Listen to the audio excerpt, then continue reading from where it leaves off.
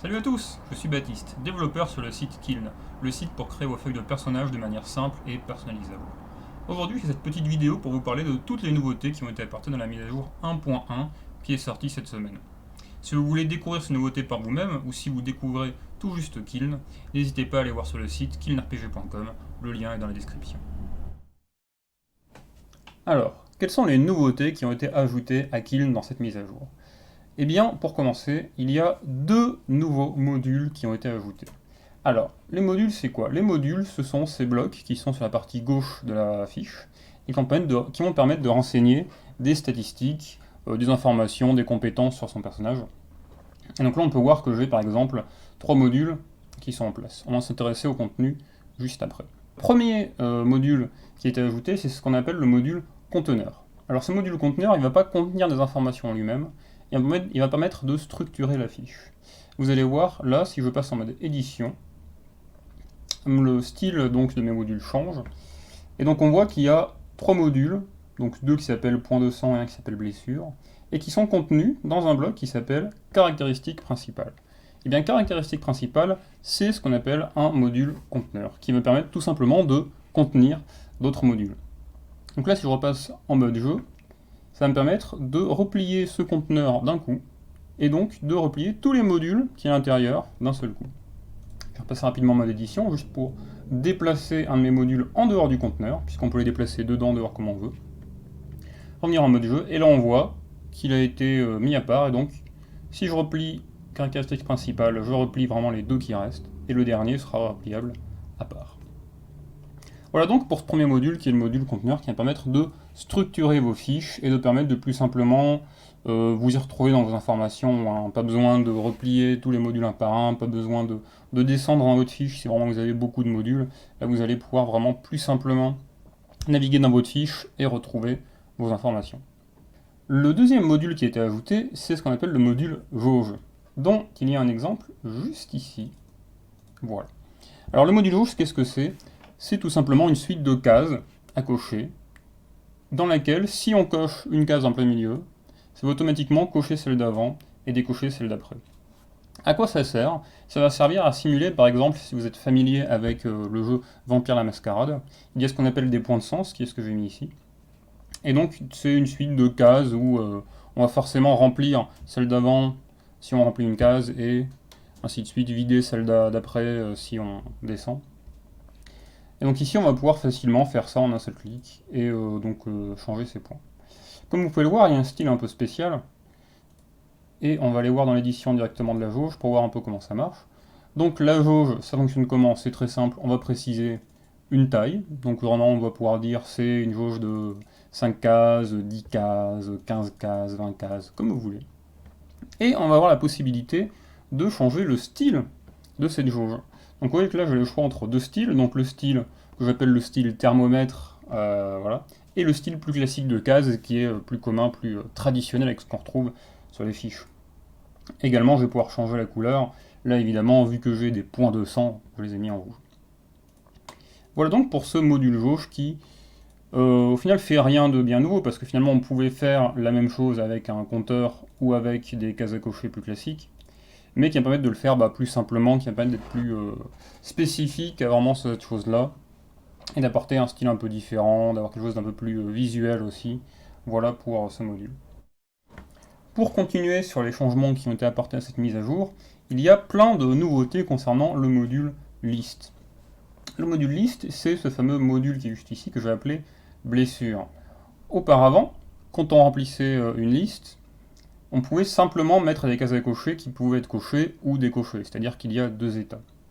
Maintenant, ce qui va être possible avec ces cases à cocher, c'est d'avoir plusieurs états. Ici, vous pouvez voir que chacune de mes cases a un icône différent à l'intérieur. C'est simplement parce que quand je clique sur une case, au fur et à mesure que je clique, je vais ajouter des barres, et quand je vais ajouter mes trois barres, si je reclique, je vide ma case. Ça, c'est un système qui est présent par exemple dans Monde des Ténèbres. Voilà, la gestion des blessures se fait comme ça. Selon le nombre de barres que vous mettez dans votre case, votre blessure est plus ou moins grave et chaque gravité de dégâts est traitée différemment. Donc avant ça c'était pas possible, maintenant c'est possible d'aller avoir ces cases qui se remplissent petit à petit. On va aller voir en mode édition parce qu'il y a pas mal de nouveautés à voir aussi de ce côté-là. Donc le module list, le voici.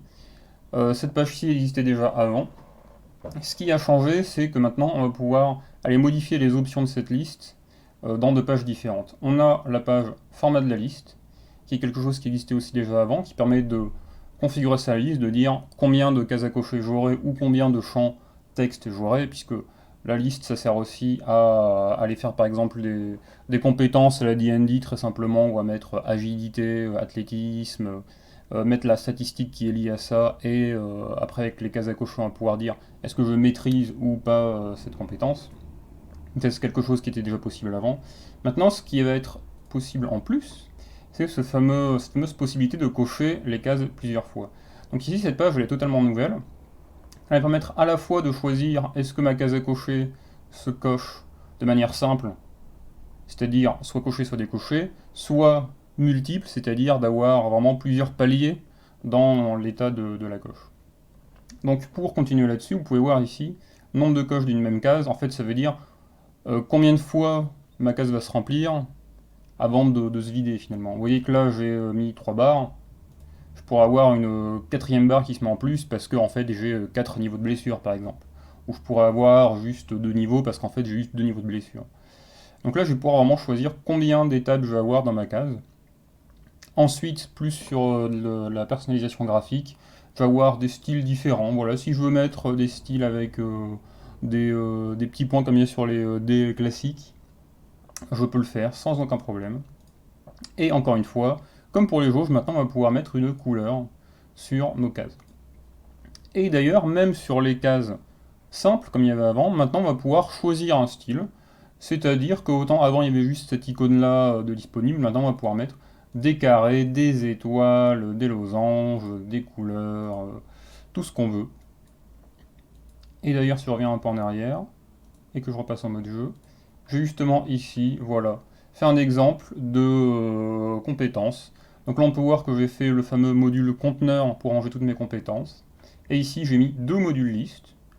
Un module list qui va me permettre de renseigner mes compétences physiques, avec donc des petites étoiles en icône et en bleu. Et ici, les compétences mentales en rose. Et on peut voir que c'est très différent de ce qu'il y avait avant, puisque maintenant on a des couleurs, des icônes, tout ça.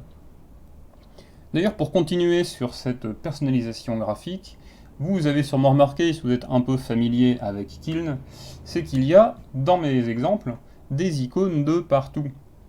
Avant, si vous vous souvenez bien, les icônes étaient juste dans cette partie-là, vous voyez, ça c'est ce qu'on appelle la partie inventaire, et ça c'est les objets que j'ai créés.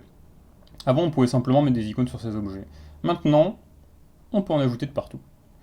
Donc, mes modules ont des icônes, mes listes, chaque ligne peut avoir un icône, et dans la partie inventaire, mes catégories d'inventaire vont avoir des icônes, les différents tags qui servent à filtrer les items ont aussi des icônes.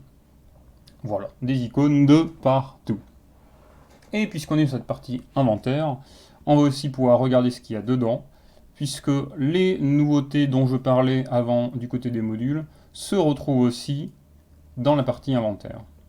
Donc ici vous pouvez voir encore plus d'icônes évidemment. Vous allez pouvoir voir voilà, des textes de description, voilà, là j'ai une veste qui a des effets. Mais j'ai décidé de dire mon jeu a une notion d'usure des équipements qui fonctionne exactement comme le système de blessure. Quelle coïncidence. Et du coup j'ai pu faire exactement la même chose du côté de mon inventaire que je pouvais le faire dans mes modules. De la même manière, ici j'ai décidé de créer une créature familière en guise d'équipement. Et je vais donc donner ce fameux système d'usure encore une fois, mais aussi le système de jauge, comme le module jauge qui avait été ajouté ici.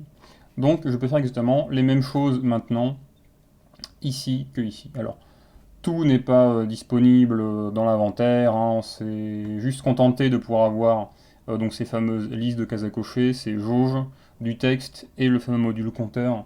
Comme il y a un exemple ici, on peut aussi donc rajouter des compteurs dans la partie inventaire. Par exemple, si vous avez un stock de flèches, vous pouvez tout simplement créer un compteur de flèches et facilement comme ça dire j'en ai perdu une, j'en ai gagné 5. Voilà. Voilà pour les modifications qui ont été apportées sur la feuille de personnage, j'espère que ça vous plaira. N'hésitez pas à nous dire ce que vous en pensez, ou si vous avez des questions ou des problèmes. On essaie toujours d'être très disponible pour répondre, donc vraiment n'hésitez pas. Sur ce, je vous souhaite de très bonnes parties, et à très bientôt sur Kill.